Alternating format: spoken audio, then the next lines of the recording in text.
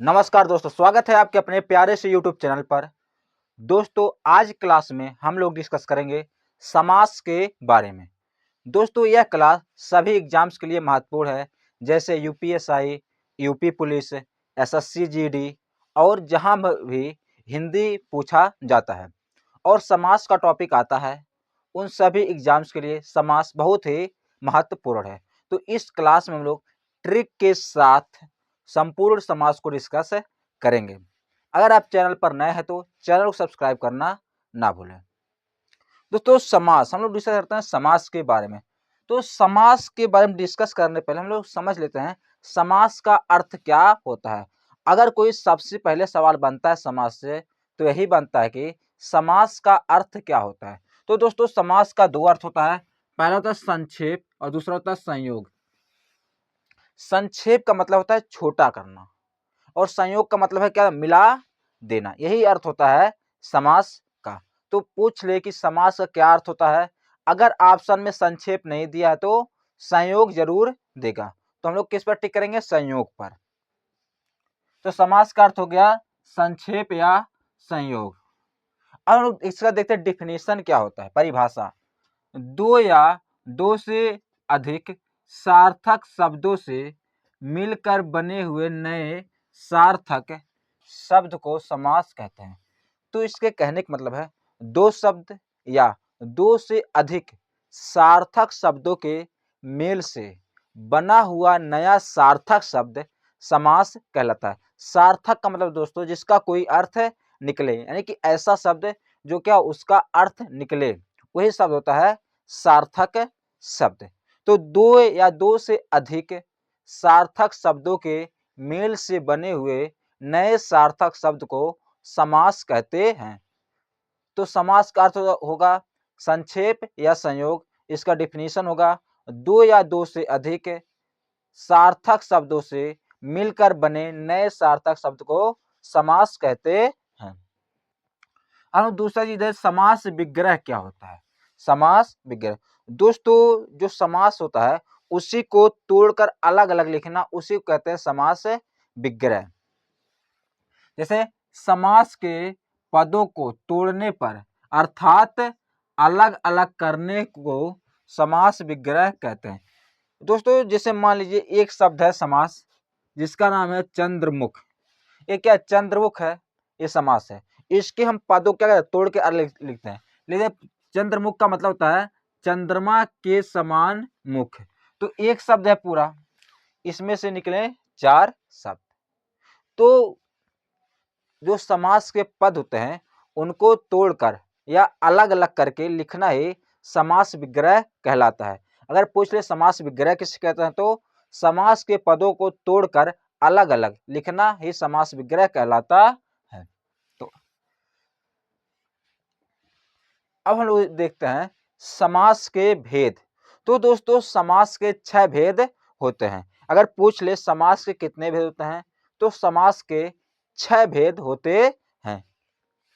समास के 6 भेद होते हैं। पहला है अव्ययी भाव समास।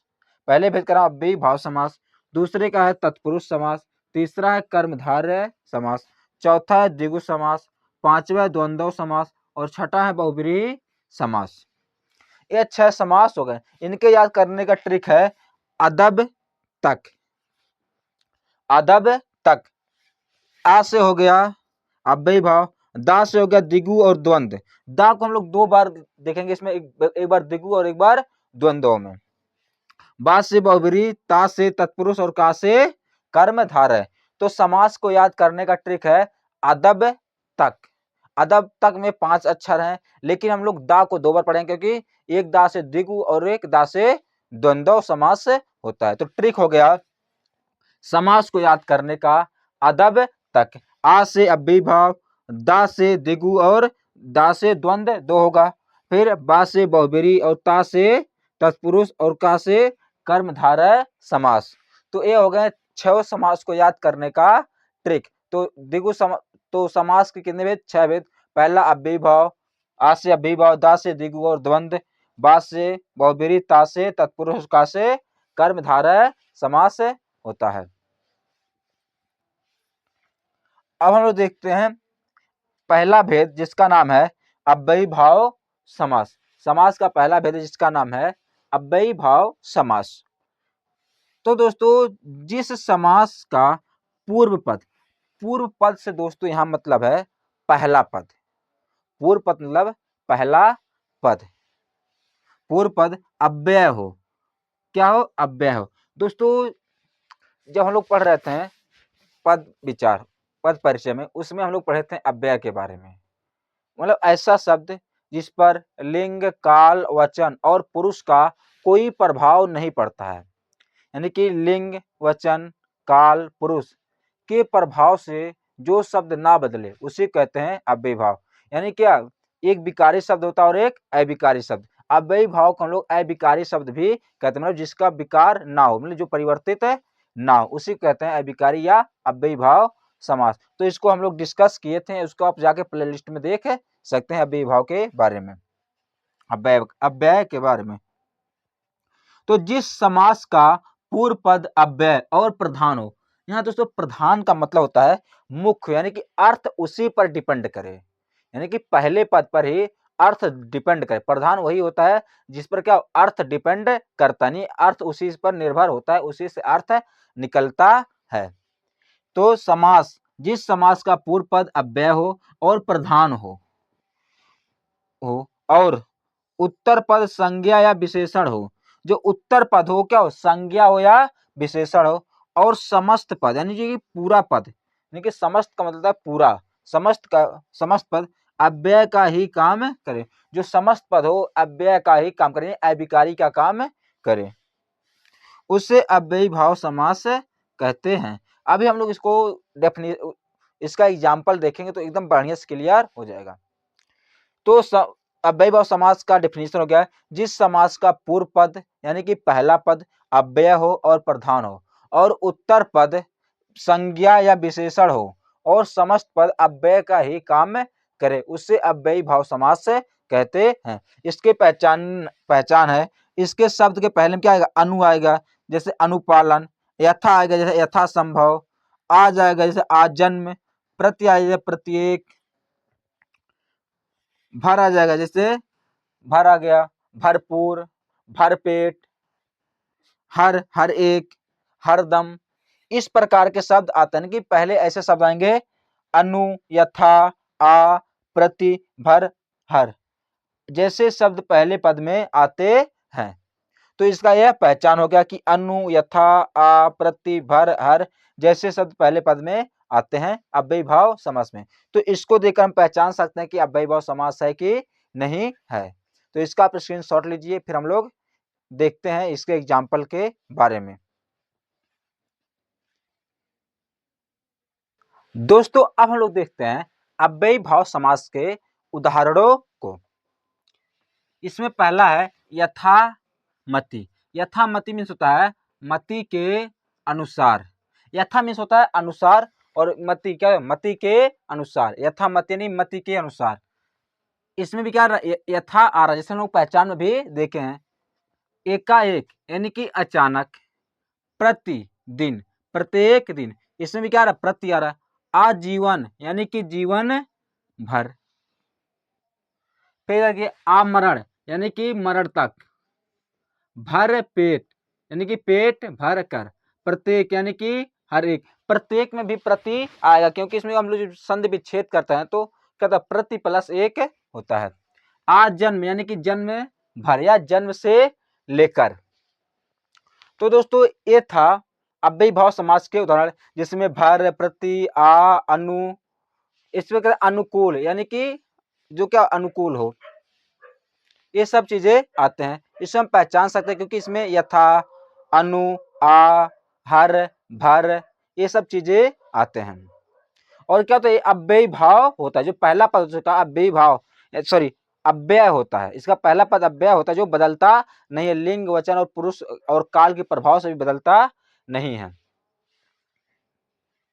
हम देखते हैं तत्पुरुष समास। जिस समास में पूर्व पद यानी कि पहला पद, जैसे इसमें दो पद हैं, एक है भर और पेट। भर पेट, तो भर क्या है? भर इसका है पूर्व पद और पेट है इसका उत्तर पद। तो हम लोग इसमें देखेंगे इसमें क्या पूर्व पद प्रधान है, इसमें पूर्व पद प्रधान अव्यय और प्रधान होता है। पेट भर यानी भरकर, क्या पेट, हम भरकर के पीछे क्या लगाए, कुछ भी लगा सकते हैं, उस भरकर, पानी भरकर, तो इसमें क्या प्रधान है भरकर। प्रत्येक यानी कि हर एक, एक, कई एक, आज जन्म यानी जन्म भर, कब से यानी भर में आगे, इसके आगे कुछ भी क्या है, जन्म भर, आज जन्म।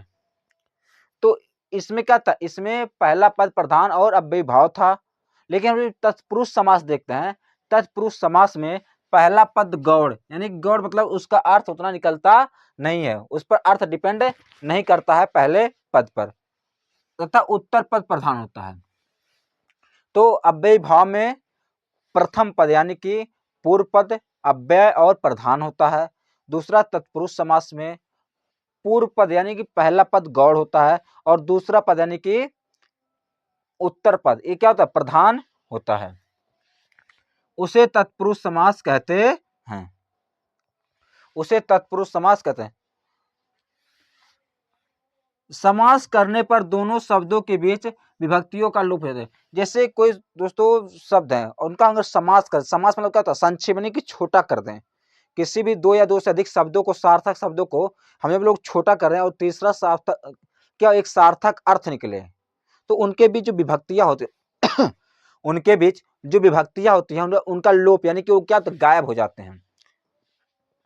जैसे कि यहाँ पर है पद को प्राप्त, पद को प्राप्त यानी इसमें क्या तीन शब्द, पद को प्राप्त, ये पद भी क्या है एक सार्थक शब्द है और प्राप्त भी क्या है एक सार्थक शब्द है। इसका जब हम लोग क्या करें समास करें, समास मतलब जब उसको हम छोटा करेंगे क्या रहेगा, पद प्राप्त, ये एक ही में रहेगा पद प्राप्त। तो ये जो विभक्ति है, को विभक्ति है, ये क्या होगा गायब हो गया, यानी कि इसका लोप हो जाता है। क्या होगा पद प्राप्त, पद को प्राप्त को जब हम लोग समास करेंगे क्या रहेगा पद प्राप्त, यानी कि इसकी विभक्ति का लोप हो जाता है। तत्पुरुष समास के भेद, दोस्तों तत्पुरुष समास के 6 भेद होते हैं। दोस्तों जो हम लोग कारक पढ़ रहे हैं तो हम लोग पढ़े थे कारक 8 प्रकार के होते हैं, लेकिन दोस्तों जो 8 प्रकार होते हैं उनमें से 6 प्रकार का बनता है तत्पुरुष समास, जिसमें कर्ता कारक और संबोधन कारक को छोड़कर बाकी सभी कारकों का तत्पुरुष समास बनता है। 8 में से 6 का बनता है, उसमें कर्ता यानी कि पहला और आखिरी वाले का तत्पुरुष समास नहीं बनता है। तो 6 कौन से हैं, कर्म तत्पुरुष समास, करण तत्पुरुष समास और संप्रदान तत्पुरुष समास, अपादान तत्पुरुष समास, संबंध तत्पुरुष समास और अधिकरण तत्पुरुष समास। इसका याद करने का ट्रिक है अकस स्क्वायर, अकस स्क्वायर, आ से हो जाएगा अधिकरण, फिर एक आ से हो जाएगा अपादान, फिर एक का से हो जाएगा कर्म और एक का से हो जाएगा करण और एक साथ से होगा संबंध और एक साथ से हो जाएगा संप्रदान, यानी कि आकाश स्क्वायर। याद करने का ट्रिक है आकाश स्क्वायर, यानी एक आ से हो गया अधिकरण और अपादान, फिर एक का से हो गया करण और हो गया कर्म और दूसरे और साथ से हो गया संबंध और संप्रदान कारक। तो ये 6 कारक थे और इनके याद करने का ट्रिक है आकाश स्क्वायर। तो इसका आप स्क्रीनशॉट लीजिए, फिर हम लोग आगे बढ़ते हैं, इन 6 समास के बारे में आज की क्लास में डिस्कस करते हैं। दोस्तों अब हम लोग समझते हैं तत्पुरुष समास का पहला भेद, जिसका नाम है कर्म तत्पुरुष समास। दोस्तों जिस समास का समास विग्रह करने पर को विभक्ति मिलता है उसे तत्पुरुष यानी कि कर्म तत्पुरुष समास कहते हैं। यानी कि कहने का मतलब है जिस समास का हम लोग समास विग्रह करते हैं, यानी कि समास जब तोड़ते हैं उसमें क्या हमें को विभक्ति मिले, जिसमें को विभक्ति मिलता है उसे कहते हैं कर्म तत्पुरुष समास। इसका उदाहरण है जैसे पद प्राप्त, पद प्राप्त को जब हम लोग अलग करेंगे क्या पद को प्राप्त, पद को प्राप्त यानी कि पद क्या प्राप्त हो गया, पद को प्राप्त। मृत्युंजय, मृत्युंजय को जब हम लोग करेंगे तो होगा मृत्यु पर विजय पाने वाला, मृत्यु प्लस अजय, मृत्यु मतलब होता है मरना, और अजय मतलब है जीतना, यानी कि जो क्या मृत्यु पर विजय प्राप्त कर ले। अजय मीन्स होता है जीतना यानी कि विजय, और जो क्या मृत्यु पर विजय प्राप्त कर ले उसे बोलते हैं मृत्युंजय, मृत्यु को जीतने वाला। इसमें भी मिलता है क्या, को विभक्ति, इसमें भी को विभक्ति। तो यह कर्म तत्पुरुष समास, स्वर्ग प्राप्त, स्वर्ग को प्राप्त, तो कहते हैं लोग स्वर्ग प्राप्त हो गया, यानी कि स्वर्ग को प्राप्त, स्वर्ग प्राप्त करने लोग क्या करेंगे, समास विग्रह क्या होगा, स्वर्ग को प्राप्त, इसमें क्या होगा, को विभक्ति आएगा। फिर जैसा है गिरह कट, गिरह मीन्स होता है दोस्तों दुख, वेदना, पीड़ा, कष्ट, तो यानी कि क्या गिरह कट यानी कि गिरह को काटने वाला, यानी कि दुख और पीड़ा को दूर करने वाला, यानी कि गिरह को काटने वाला। यश प्राप्त, यश को प्राप्त, यश मीन्स होता है प्रसिद्धि। परलोक गमन, यानी कि परलोक को गमन, यानी कि दूसरे लोक को जान, गमन मीन्स होता है जाने वाला, तो क्या दूसरे लोक को जाने वाला, परलोक गमन। तो इसमें दोस्तों भी मिला को विभक्ति, को विभक्ति और को विभक्ति। जिसमें को विभक्ति मिलता है उसे कहते हैं हम लोग कर्म तत्पुरुष समास।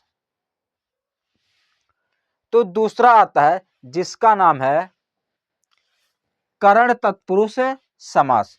क्या होता है करण तत्पुरुष समास, जिस समास का समास विग्रह करने पर से या के द्वारा विभक्ति मिले उसे कहते हैं करण तत्पुरुष समास। दोस्तों करण का मतलब होता है साधन, जब हम लोग पढ़ रहे थे कारक में, उसमें हम लोग समझे करण का मतलब होता है साधन, जिससे क्या पता चले, साधन का पता चले। तो जिसमें से और या के द्वारा, या तो से मिलेगा या के द्वारा विभक्ति मिलती है, उसे कहते हैं करण तत्पुरुष समास।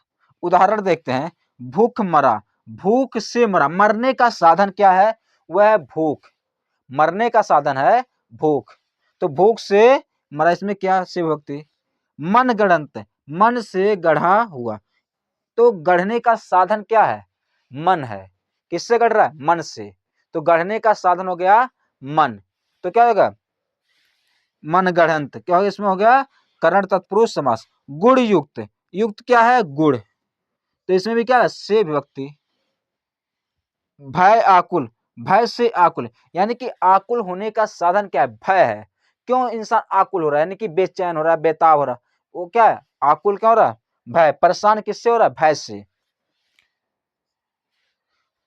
ईश्वर प्रदत्त, ईश्वर द्वारा प्रदत्त, किसके द्वारा प्रदत्त, प्रदत्त का साधन क्या है, वह ईश्वर, यानी कि देने का साधन है ईश्वर, ईश्वर द्वारा प्रदत्त। हस्ताक्षरित, हस्ताक्षरित यानी कि हस्त द्वारा अक्षरित, यानी लिखते हैं ना हाथ से, उसका हस्ताक्षरित, तो लिखने का साधन क्या है, अक्षरित करने का साधन है हाथ, क्या होगा हस्ताक्षरित, इसमें द्वारा, इसमें भी द्वारा। ऐसे भी कर सकते हैं ईश्वर के द्वारा प्रदत्त, ईश्वर हस्त के द्वारा अक्षरित, ईश्वर ईश्वर के द्वारा प्रदत्त, हस्ताक्षरित हस्त के द्वारा अक्षरित, स्व रचित स्व के द्वारा रचित, स्व मतलब खुद से, स्व रचित क्या स्व के द्वारा रचित। तुलसी कृत, तुलसी के द्वारा कृत, यानी कि तुलसी के द्वारा लिखित। तो दोस्तों जहां पर कार्य करने का साधन के बारे में पता चलता है, यानी कि जिसमें से या के द्वारा विभक्ति मिले और कार्य करने के साधन का पता चले, उसे कहते हैं करण तत्पुरुष समास। उम्मीद करते इतना समझ में आया होगा। इसका आप स्क्रीनशॉट लीजिए, फिर हम लोग आगे बढ़ते हैं। दोस्तों अब हम लोग देखते हैं तत्पुरुष समास के तीसरे भेद, जिसका नाम है संप्रदान तत्पुरुष समास।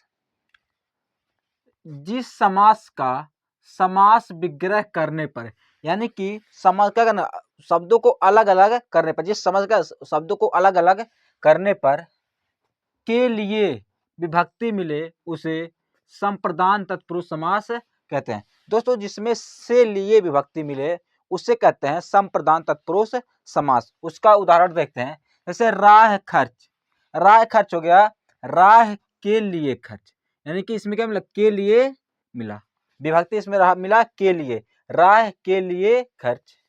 देशार्पण, देशार्पण के जब हम लोग अलग करेंगे, समास विग्रह करेंगे, होगा देश के लिए अर्पण, देश के लिए अर्पण, जो क्या देश पर अर्पण हो जाए, देश के लिए अर्पण। बलि पशु यानी बलि के लिए पशु, क्या बलि के लिए पशु, यानी पाठशाला यानी पाठ के लिए शाला, नहीं शाला मतलब होता है घर, क्या होता है घर, जहां पर पाठ पढ़ा जाने की, जहां पर पढ़ाई लिखाई होती है, इसका पाठशाला। युद्ध भूमि, युद्ध के लिए भूमि, इसमें भी मिला के लिए विभक्ति। क्रीड़ा क्षेत्र, क्रीड़ा के लिए क्षेत्र, यानी तो क्रीड़ा मतलब होता है खेल कूद के लिए स्थान यानी कि जगह, उसमें मतलब क्रीड़ा क्षेत्र। विद्यालय, विद्या के लिए आलय, यानी कि पढ़ने लिखने के लिए घर, जो पढ़ने लिखने का घर होता है उसे कहते हैं विद्यालय। गौशाला यानी कि गांवों के लिए शाला, यानी कि गांव के लिए क्या घर, उसे कहते हैं गौशाला। इसमें दोस्तों सभी उदाहरणों में के लिए आ रहा है, जिसमें के लिए विभक्ति मिलता है उसे कहते हैं संप्रदान तत्पुरुष समास।